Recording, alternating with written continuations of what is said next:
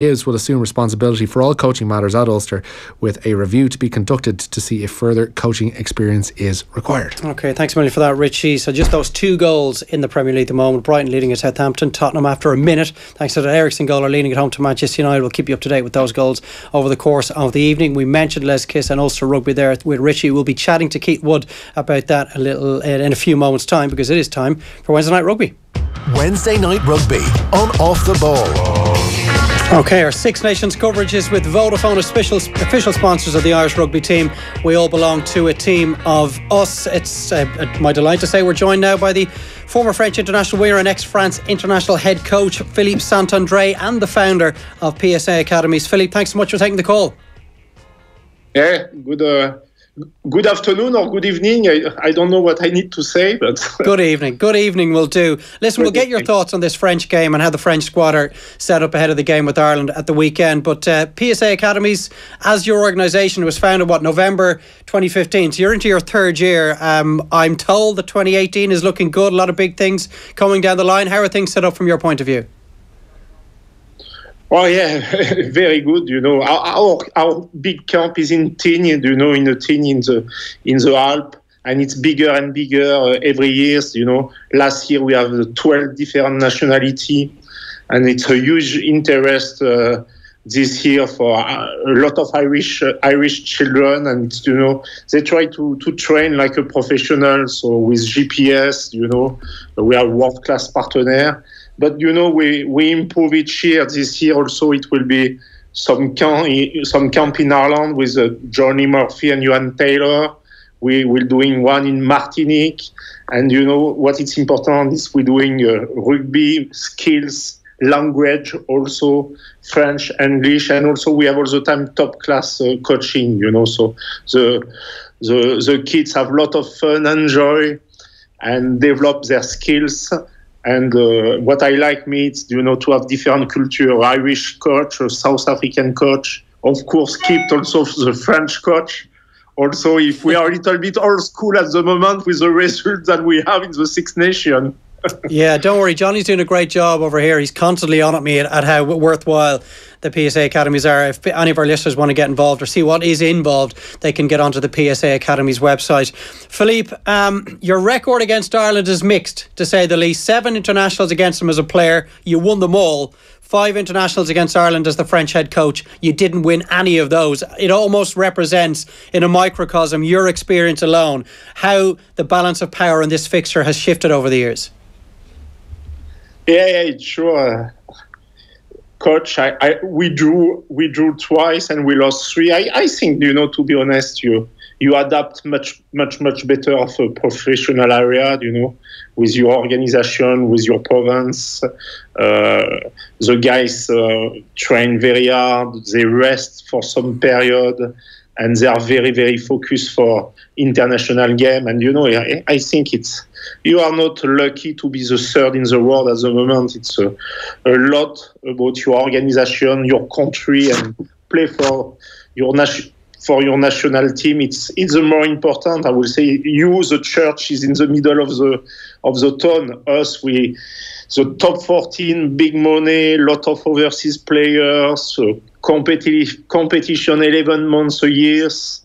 This is fantastic for the business, but it was a big failure for our country. I will say our top 14 is similar than the Premiership in soccer in England. Great for the money for the player, great for the supporter, but terrible for our national team, And a lot of the issues, Philippe, that you've just lined down were very much an issue when you took over as head coach in 2011, and they were a bit of a mess after that World Cup, despite getting to the World Cup final in New Zealand under Mark Leverman. And I think you could almost say it's very similar now. Ronan O'Gara, in the build-up to this game, the former Ireland fly-half and former Racing Metro coach, he has said that France are a mess. Given the sacking of Guy Noves so close to the championship, the run of results that they endured when he was in charge, the injuries, the sickness in the camp this week, and the amount of new faces, is Ronan O'Gara right, in your opinion? Are France a mess ahead of this Six Nations championship?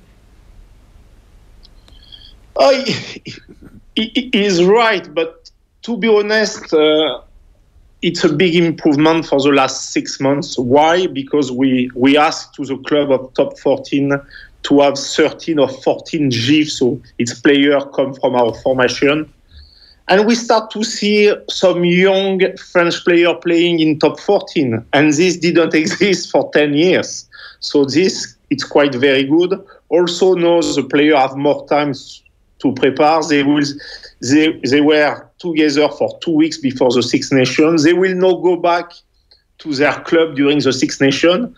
This didn't exist when I was the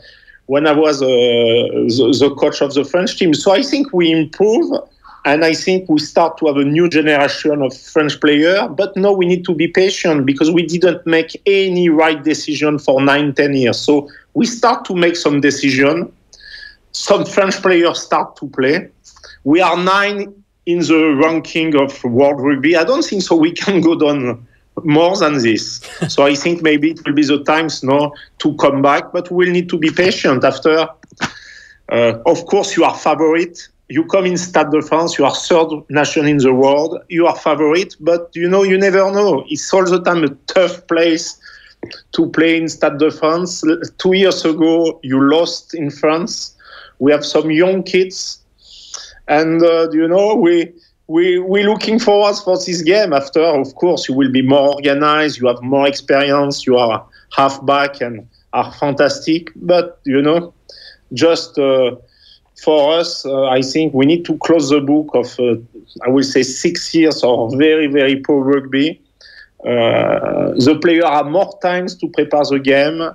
Our new generation changed the system of what's the name of skills and of technique and of work for the last 4 years. I think we will be back, but we will need to be patient, and I will see that we will need between 18 months and 2 years to be again in the mix of the top in the world. It may not have a huge amount of relevance to this weekend's game, but what you've spoken about there, about the fact that when you were the head coach, you had to wave goodbye to the players at least twice during the actual Six Nations Championship as they were released back to the play in the top 14. Can we underestimate how much of a factor that might be for France? Maybe not this year, but season after this and heading towards a World Cup, that they will actually have this 6 to 8 week spell in camp together as a collective under Jacques Brunel, as opposed to it being splintered 3 ways. I mean, how much of a big deal would that have been for you when you were coaching them? It's huge. Do you know? Twice we won the first 2 tests, in the first 2 games in the Six Nations, and on the third week, so our players, when the intensity of the international game, and on one Six Nations, the guys was tired, and I asked to have a rest, and all the guys was back in the club, and 90% play the third weeks with their club, and we couldn't win the third games in the Six Nations. So I think this is huge, After, of course, the French team need to have a good start, and it will be not easy against your country. But at least now, the players are focused just about the French team for 8 or 9 weeks, because before it was tough for the guys. They need to switch on for 2 weeks with the national team, go back to the club, come back. And they were doing this all during the Six Nations, and it was impossible for the standard of winning now a Six Nations. And I think it's for this that at least our league, Bernard Laporte, the new chairman, realized that we need to put some things in place to compete against the best team in the Six Nations. You've mentioned that there are a new brigade of young French players coming through because how they've tweaked the rules, and a certain amount of French guys who've been brought up in the system have to be playing top 14 rugby. Jalabert is something that everybody's really looking forward to seeing if he starts at fly half, but you've got guys in the pack like Aturi and Gordon, and there does seem to be a little bit of a different feeling. Camera as well. Given the amount of young guys that are coming through, and there'll be a lot of guys that maybe Irish rugby fans will never have seen before playing for France this weekend, was the choice of Jacques Brunel as the new head coach following Guy Novès was a little lacking an inspiration, a real old school guy with a very poor record when he was the Italian national head coach, and it seems like a throwback maybe to old school rugby rather than the kind of the fresh face, the guy that might be able to inspire this younger generation? I think the new coach know very well Bernard Laporte, because he was his assistant coach when Bernard Laporte was the main man. So I think is that why he got the job? So because they're pals. To be honest, Guy Novès was not choice by Bernard Laporte, and everybody knew in France, and between Bernard Laporte and Guy Novès, I don't think so. They were going in holidays together, because they were in competition all their life, between one with Stade Français, the other in Toulouse, after one with the French team, the other stay in Toulouse. And it was a war for 10, 15 years. And after, he was the two most important person in the French rugby. And he didn't work. So at least Bernard Laporte trust Jacques Brunel, will not put him so much pressure, because we must not forget that Bernard Laporte in November asked that the French team of Guy Novès won 3 tests in the 4 games we play, and we lost 3 and we drew 1. So I think now it will be less pressure, but new rugby, no, you can't be old school. No, with the new rules, you need to keep the ball, you need to play a tempo game, you need to look after the ball, you need to have a great discipline. And like you said, this new generation, Palis, I think also the young fullback of CAS will start fullback, Saturday, Makalu, etc. I think he will pick a team can run a lot, much more mobile, because what's the name? It's the new rugby. You can't have just big guys and very, very static. The game is so quick. The skills improve so much. It's for this also we love so much rugby, because high level is fantastic to watch. And I think we start to have some young players, like you say, and the fly half Jalibert for me is 19. It will be tough for him first game at home in France, in front of Sexton, but he has so much talent. I hope just that we will be patient with him, will be good with him, if he's good or if he play badly, and just to stay with him for all the Six Nations, Yeah, I think Machinot's probably going to be key, isn't he? Alongside him, the old head, the loss of Para might be not as keenly felt if Machinot has a big game. Before we leave you go, Philippe, tell us how you think it's going to go. Is there a surprise in this French team that they may catch Ireland on the hop this Saturday, or is it just too much to ask after such a short space of time that they could actually mount a potentially match-winning performance? It's a lot to ask, but to be honest, what we want to see guys work hard for each other. We want to see guys enjoy to play, take responsibility, carry the ball, front up, and enjoy to play, because the worst things was against Japan, or we were very, very lucky to draw, So what we expect is this. After Ireland are better about the record, but we want to see a French team very aggressive, very strong in defense, strong mentally, and enjoy to play a game of rugby in Six Nations in front of their crowd, because Stade de France will be a sold out. It will be full house Saturday, and after you never know if you start to do like 2 years ago. Don't take the 3 points on the kick. Don't respect us too much. Everything can happen. Anything is possible. Philippe Saint-André, we hope you have a good championship, but you get off to the worst possible start this weekend. Thanks so much for taking the time to speak to us. Take care. Bye-bye. Thank you very much, and see you maybe Saturday. Okay, our Six Nations coverage is with Vodafone. Yeah, so that's the thoughts of Philippe Saint-André. So we've got the French perspective. We'll get the Irish perspective in a moment. Just to let you know, United are still trailing by a goal to nil at home away to Tottenham at Wembley. And Everton have scored. They're a goal up at home to Leicester City. A first goal in a toffee shirt for Theo Walcott. The only other goal sees Brighton leading at Southampton by a goal to nil. Keith is with us now. Keith, we'll get into our look ahead in the to the weekend's games in a moment. But the news has broken in the last few hours that Les Kiss has left his post as Ulster Director of Rugby with immediate effect. It brings to an end, I guess, what's been a fairly prolonged spell of speculation over his future. What was your reaction to the news today? Yeah, I wasn't overly surprised. I think the sentiment up there is that it's been too much of a yo-yo for Ulster. It's been up and down. They've had incredible performances, and then followed by ones lacking in intensity, lacking in focus. And it just seems as if the board up there have decided that enough is enough and they're going to move it on. And I always think I don't like to see it, and I especially don't like to see it in the middle of a season, because these are guys who have families, and it's a very tough decision to make. And I think in many respects rugby is becoming a little bit more like the Premiership in soccer, where if results aren't quite up to scratch, coaches go very quickly. I mean, I think he did very well at the very start of his job. He's been there for a while looking for progress. I don't think there was a whole lot of progress this year, and I think they just lost faith in the coach.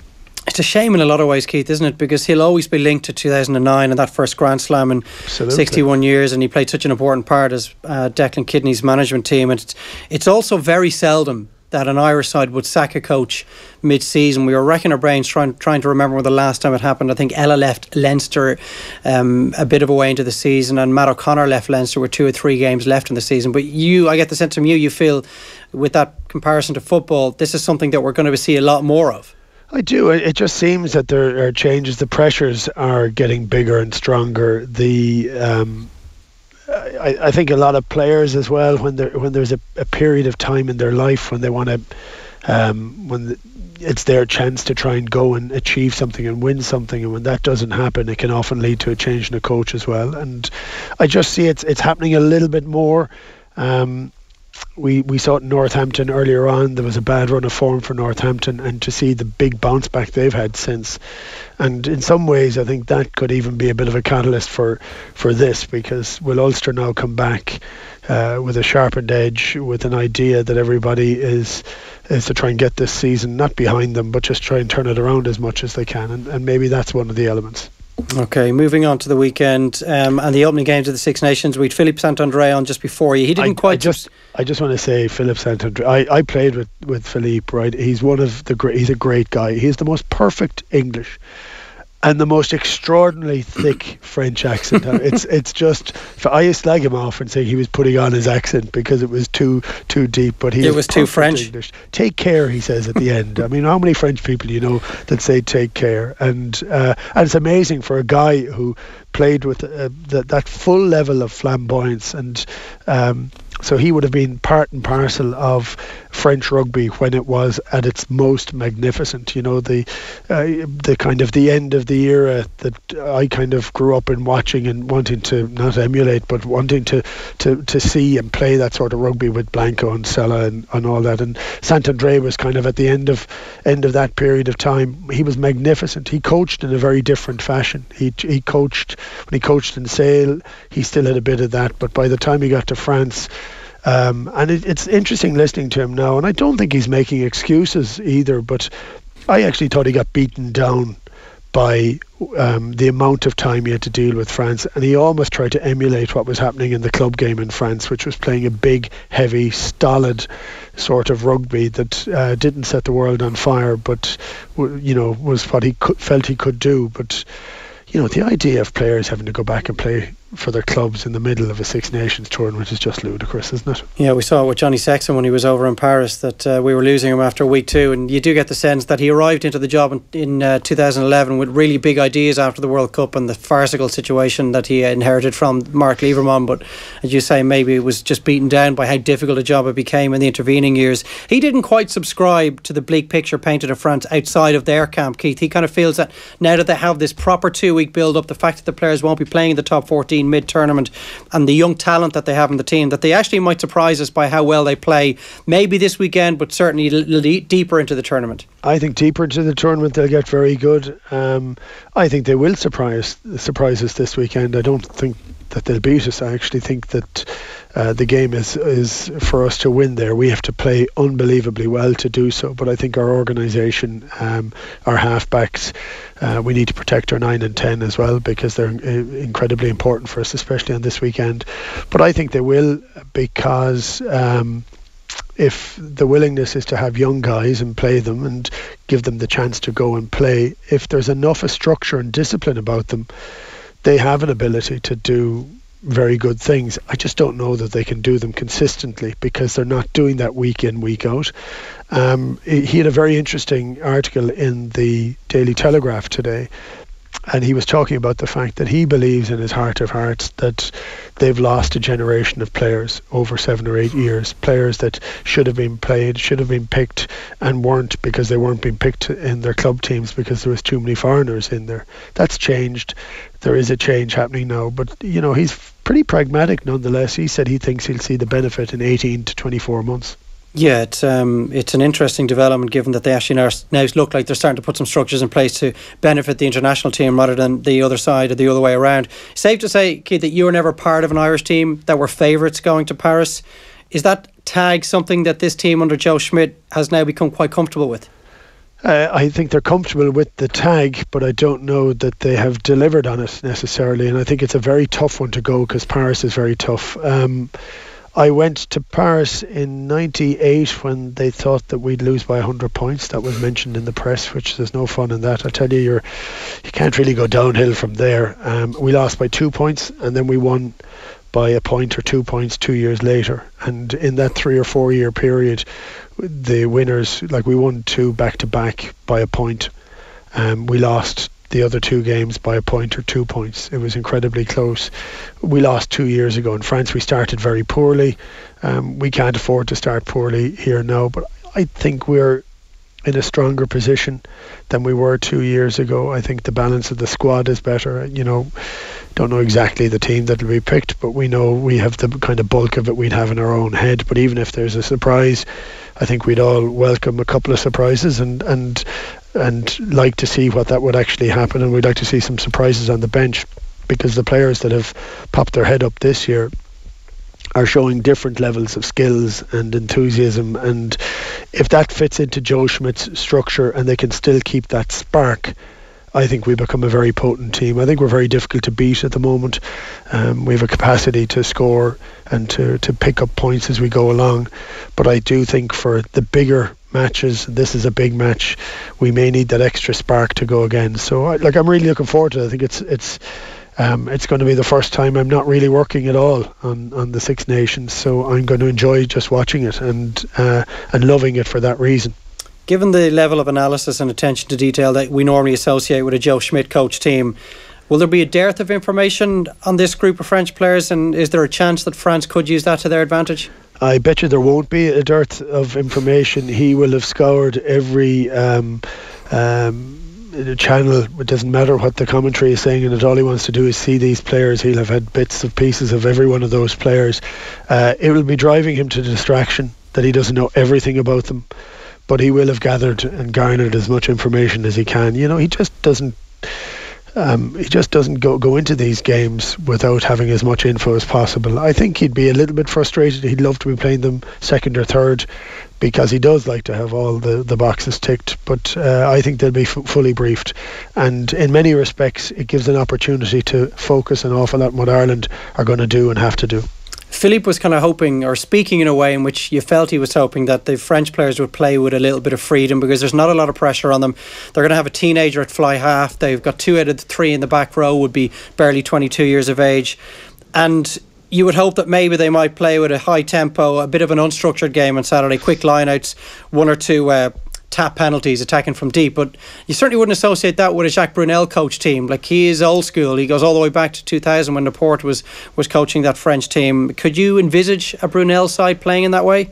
I think there was elements of it with Italy, but he was dealing with a team that by the time they got to any of the games that they really should have won, they were down to the bare bones of a squad. I mean, they'd some fantastic games. I think, was he at the helm when they beat France? He was. Trying to think, yeah, which is one of my favourite memories of rugby, actually, was being in the Olimpico Stadium in Rome. It was amazing. They'd handed out the caps to all the players who'd played for Italy before the game. They all stood in front of the team for the anthems, and both team and ex-players all cried the whole way through. It was an amazing image that's kind of scorched into my memory, and they went on to win that game. I was trying to figure out whether Brunel was there, but they can play. Teams can, if he lets them have a go. I think it's up to the crowd and how they respond. They get stuck. They're kind of caught between the things they want. They want to see them win, and they expect to see them win at home. So they'll boo and hiss if that doesn't happen. But they also expect to see France play with that element of excitement. And that's been lacking for a long time, back before even Lièvremont. And so they haven't seen that for a while. And I think they'd like to see that again. So I'd say they're caught between the two, and I think they might take it a bit easier on a French team with a 19-year-old out half if they're actually having a proper cut at this. But I don't know that they can sustain having a cut and having the discipline to hold out an Irish team that's very disciplined over an 80-minute period of time. Okay, you mentioned that you'd like to see one or two surprises in the Irish team. Where might that be? There's talk today that while Van der Fleer will start in the back row, which we expected, that maybe James Ryan actually might get the nod ahead of Devon Toner in the second row. And they did play Henderson and Ryan together at lock forward against Argentina in the last of the November internationals. But how big a call will that be for a 21-year-old who's played just 10 times for his club and only 4 times for Ireland? Well, of course it's a huge call. I think we've seen from the under-20s that this is a young man with a very, very long future at international rugby ahead of him. It isn't just because he's tall, but he's big, he's capable, he's good in contact, he's good in tackle. I still think he's a bit of growing up to do. And if he does get picked here, I'd like him. I don't know that necessarily means he'll be picked in all of them. He needs to be managed well, but he's a class act, and I'm happy enough with any of those three as it turns out, because it could be the case of even having Toner starting, getting through some of the bulk of that heavy work that has to be done, and then moving on to Ryan to finish it off at the end. I think we have to think of the 23 and not just the 15. And I would be happy with the three of those and what they could deliver for Ireland.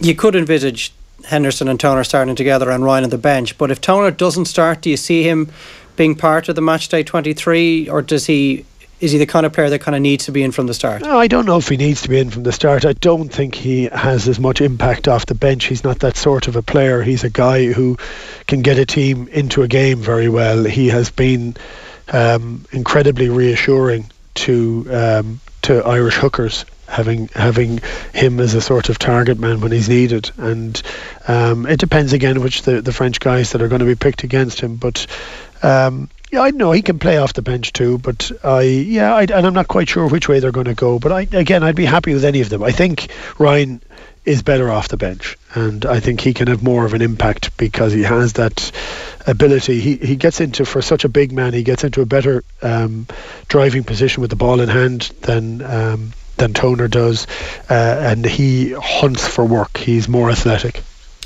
If you're comfortable in predicting that the French might be a little bit unpredictable in the manner in which they play, and we don't know as much about them as we would have done in previous seasons, are you happy with your analysis of exactly how Ireland are going to play coming into this game? Do you know how you think they'll set themselves up to take on this young French team, or might there be a surprise or two in their armoury as well? Well, I think if you look at our wingers that we have, and we don't know what it's going to be, but if it's Stockdale and Earls or even Larmour, there's gas out there and there's try scoring ability, and I think they'll want to have a go at doing that because they'll want to move. The French pack will still be big and heavy. That would be the presumption. They'll want to move that around as much as they possibly can, and I do think that they'll mix it up properly. I think we'll have a lot of Johnny Sexton's play that he does so well, those loops that he does, that he sets people up. He'll bide his time to do it, because I don't know that they'll need to do it all the time, but they'll spread it wide enough to try and fracture up a new French team, whether they're going to be defensively sound, look for the gap and make certain that gap is exploited. And I still think we'll kick our points, and I think we'll kick into the corner when our confidence is up and whether it's the right time of the game to do so.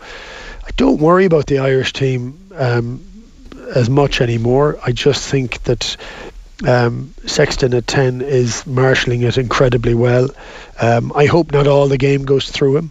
And I'd like to see other people step into 10 at times, because I think Ireland are a better team when that happens, when we're not just solely hinged around Sexton. And I actually think Sexton doesn't get targeted as much when we bring other players into 10. Who is that player that steps into to play that first receiver role? Yeah, it can be any of them. It could be Robbie Henshaw coming in. Rob Kearney doesn't do it that often. It's one of the reasons I like Carberry when he comes in at 15, because he's automatically running to go into that position. It's a more natural step up for him.